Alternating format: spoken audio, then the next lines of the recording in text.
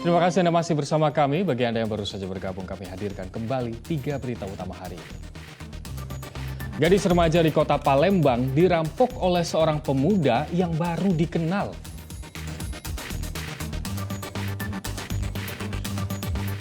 Menjadi korban penipuan seorang pemuda di kota Palembang melaporkan agen penjualan tiket konser ke polisi.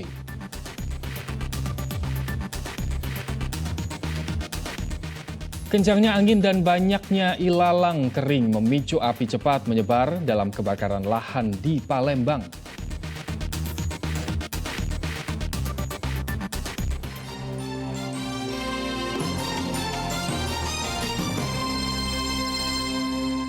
Ya, menjelang ulang tahun kemerdekaan Republik Indonesia, para pedagang musiman bendera dan umbul-umbul mulai memenuhi tepi jalanan di Talang Ubi, Kabupaten Pali.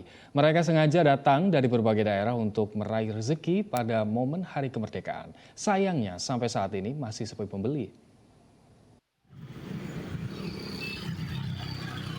Sejumlah pedagang bendera merah putih dan umbul-umbul mulai memanjiri jalan utama di Talang Ubi, Kabupaten Pali. Mereka datang dari luar daerah untuk mengais rezeki pada momen Hari Kemerdekaan. Salah satu lokasi yang menjual pernak-pernik kemerdekaan dadakan tampak di Jalan Merdeka. Harga yang ditawarkan para pedagang musiman ini beragam, mulai dari Rp30.000 hingga Rp350.000. Namun pembeli belum terlalu ramai. Dalam sehari, pedagang mendapatkan penghasilan berkisar Rp100.000 hingga Rp150.000. Kemarin kan bawa 6 karung. Sekarang 2 karung, kayaknya saya bawa agak sedikit gitu. Bawa 2 karung ya? Biasanya bawa 2 karung, biasanya 6 karung kalau ke sini, sekarang 2 karung lah. Iya, takut nggak habis gitu, gimana kalau gampang kan, kalau rame gampang bisa dipaketin. Udah sekitar berapa kodi? Sampai kapan Pak keluar nih? Tanggal 16. Untuk harga berapa Kak? Paling murah Kak? Murah 30. Paling mahal? Paling mahal 3,5. Kapan lah puncaknya banyak kami beli? Apa Pak? Paling rame kapan lah ya? Bang beli ya? Anak dekat kaget baru. Kalau seminggu ini lah ada yang beli ya? Alhamdulillah ada. Banyak Iya. Pedagang memperkirakan ramai pembeli saat memasuki bulan Agustus. Selain bendera merah putih, pernak-pernik Hari Kemerdekaan yang paling banyak diburu adalah umbul-umbul. Didi Ruansah melaporkan dari Pali. Meski bertujuan baik, sistem zonasi penerimaan murid baru berpotensi memicu berkurangnya jumlah peminat. Di Ogan Komering Ulu Selatan, ada sekolah dasar negeri hanya mendapatkan 8 murid baru, padahal lokasinya di lingkungan ramai penduduk. Tidak seperti sekolah lain yang ramai pendaftaran murid saat tahun ajaran baru, Sekolah Dasar Negeri 15 Muara II, Kabupaten Ogan Komering Ulu Selatan justru sepi peminat. Pada tahun ajaran 2023-2024, murid baru yang bersekolah di SD Negeri 15 Muara II hanya berjumlah 8 orang. Meskipun jumlah murid sedikit, para guru tetap semangat mengajar. Diduga sepinya pendaftar di SD Negeri 15 Muara II dipicu penerapan sistem zonasi, padahal lokasinya sekolah ini di lingkungan ramai penduduk. Yang tahun 2023 ini baru 8 orang yang masuk Pak, salah satunya. Nah, saya tuh mengharapkan sebanyak-banyaknya Pak. Padahal saya lihat di sini penduduknya agak besar. Tapi itulah nyatanya masih banyak ke sekolah yang lain tidak mengikuti zonasi yang sebenarnya. Ya gitu Pak. Ini baru 8 ini. 8 baru dapat. Sangat-sangat mengharapkannya begitu siswa sini sebanyak-banyaknya kalau dari saya mengharapkan begitu. Minimnya murid baru di SD Negeri 15 Muara II terjadi sejak beberapa tahun terakhir. Pengurus sekolah berharap ada solusi dan kebijakan Dinas Pendidikan Ogan Komering Ulu Selatan agar jumlah murid baru di SD Negeri 16 Muara II bisa bertambah. Didi Ruansah melaporkan dari Ogan Komering Ulu Selatan. Kita beralih ke informasi lain. Kencangnya angin dan banyak ilalang kering memicu api cepat menyebar dalam kebakaran lahan di Kertapati, Palembang. Akibat kebakaran, kabut asap sempat menyelimuti permukiman warga. 3 hektar area lahan di Kelurahan Karya Jaya, Kertapati, Palembang terbakar. Mengetahui kebakaran ini, tim gabungan Manggala Agni, Polri, dan TNI dibantu warga bahu-membahu berupaya memadamkan api. Namun karena angin kencang serta banyaknya ilalang kering, api cepat membesar dan menyebar ke area lainnya. bahkan kobaran api nyaris ke permukiman warga. Hingga saat ini belum diketahui penyebab kebakaran yang masih dalam penyelidikan polisi. Luasan yang terbakar diperkirakan masih kami hitung, tapi sekitar 3 hektaran. Kebakaran ini disebabkan oleh apa? Belum tahu, karena kami mendapat informasi dari warga kebakaran. Regu yang kita terjunkan berapa regu?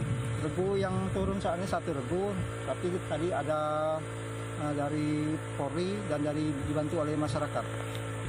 Peralatan yang kita bawa, peralatan mekanis, 2 pompa Maxtri dan perlengkapan peralatan tangan yang lainnya. Api bisa dipadamkan sekitar jam berapa? Pukul 16.30. Ada kesulitan apa? Karena angin tidak teratur, tidak pernah ini, jadi agak kesulitan kawan-kawan di lapangan. Tapi untung saya di sini masih tersedia sumber air yang mencukupi. Api berhasil dipadamkan setelah petugas gabungan berjibaku selama lebih dari 2 jam. Akibat kebakaran lahan, kawasan permukiman warga sempat diselimuti kabut asap. Didi Irwansyah melaporkan dari Palembang.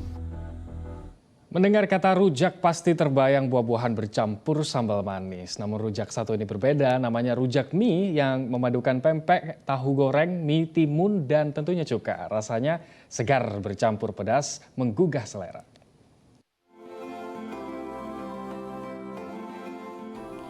Kota Palembang dikenal kaya kuliner. Selain pempek, ada lagi nih hidangan khas Palembang, yaitu rujak mie. Mendengar kata rujak, pasti terbayang campuran buah segar komplit dengan sambal pedas manis. Namun rujak satu ini berbeda, rujak mie yang memadukan pempek, tahu goreng, mie timun, dan tentunya cuka. Rasanya segar bercampur pedas menggugah selera. Di kedai ini, rujak mie tidak memakai pempek ikan laut, tetapi menggunakan ikan sungai atau ikan gabus. Untuk membuat rujak mie dibutuhkan bahan-bahan seperti pempek lenjer, tahu, mie kuning, soun, dan ebi atau udang halus. Karena rujak mie memakai pempek dan tahu yang garing, maka pempek dan tahu digoreng sampai teksturnya renyah. Pempek dan tahu goreng ditaruh di piring dicampur mie kuning, soun, mentimun, dan ebi. Nah, biar semakin sempurna, rujak mie wajib diberi cuka pempek. Rujak mie itu kan dari dulu memang udah ada. Kalau rujak mie itu kan orang yang makannya rata-rata orang yang dulu yang tahu dari dulu rujak mie. Kalau zaman sekarang kan kurang. Iya. Namun kalau di orang coba banyak yang beli juga. Gitu ya. Kalau ini sudah turun apa usaha ini? Turun temurun. Dari siapa? Itu asalnya suami istri kerja. Tapi akhirnya nerusin ini. Oke. Iya, karena sekarang sudah ada jalan dari dulu, udah ada jalan, cuma tidak vakum. Iya. Nah ini rujak mie ini khas Palembang ya? Iya, khas Palembang. Khas Palembang, makanan Palembang. Itu komposisinya apa ya sih? Mie, soun, pempek, tahu. Nah, untuk racikannya itu timun sama ebi. Cukanya sudah pasti. Iya.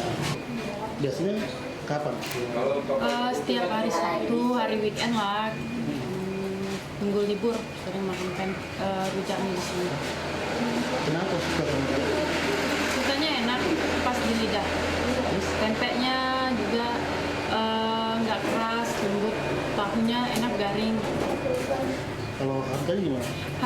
Harganya termasuk murah lah. Untuk menikmati rujak mie, pelanggan cukup merogoh kocek Rp10.000 per porsi. Selamat mencoba. Didi Irwansyah melaporkan dari Palembang.